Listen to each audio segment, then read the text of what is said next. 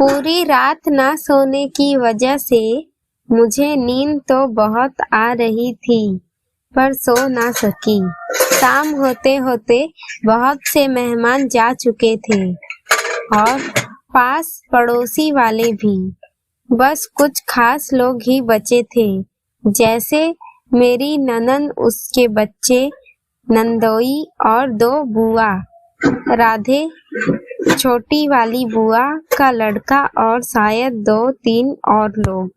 मेरी ननद मजाक कर रही थी मुझसे, बार बार कोई बात ना करके चेहरे पर अजीब सी स्माइल करती, सिर्फ यही बोलकर चली जाती, भाभी जी भाभी जी।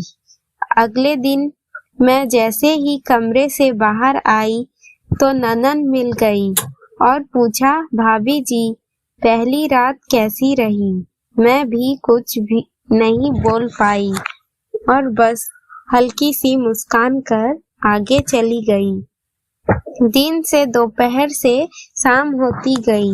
मेरे मन में जो सवाल उठ रहे थे उन सब का जवाब मिलता गया मुझे। ननद के बच्चे बड़े नटखट और प्यारे थे, उनका साथ अच्छा लगा मुझे। शादी के बाद 2-3 दिन तक ही रहे वो सब। उनकी अगजम थी, इसलिए ननद भी बच्चों के साथ ही चली गई। मैं भी अपने मम्मी पापा और भाई से मिलकर वापस ससुराल आ गई।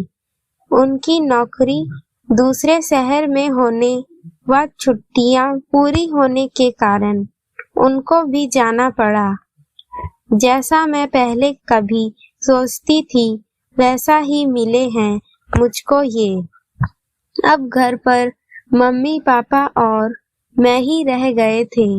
सोचती थी पता नहीं मेरे दिन कैसे कटेंगे यहाँ पर। जैसे जैसे दिन बीतते गए मम्मी जी से मेरी दोस्ती गहरी होती गई। पापा जी भी अच्छे इंसान हैं, कभी मुझ पर किसी प्रकार की पाबंदी नहीं लगाई। वो तो घर कभी कभी ही आते हैं, पर मम्मी जी से अच्छी दोस्ती होने के कारण मुझे कोई परेशानी नहीं हुई।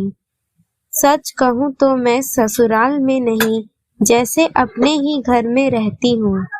कभी अपने मम्मी पापा और भाई की याद न आई, मुझे इसका भी पूरा ख्याल रखती थी मम्मी जी। बहुत खुश हूँ मैं यहाँ पर। जरूरी नहीं कि लड़की को ससुराल में बड़ा सा महल, बड़ी सी गाड़ी मिले तो ही बड़े घर की बहू कहलाए। बस ससुराल वाले बड़े दिल वाले मिल जाए तो भी बेटी बड़े घराने की बहू बन जाती है। अब कभी भी घर जाती हूँ तो मेरे घर वाले ही कह देते हैं, देखो वो बड़े घर की बहू आ रही।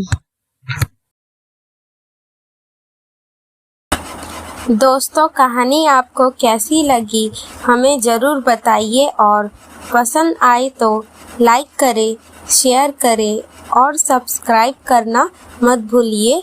धन्यवाद।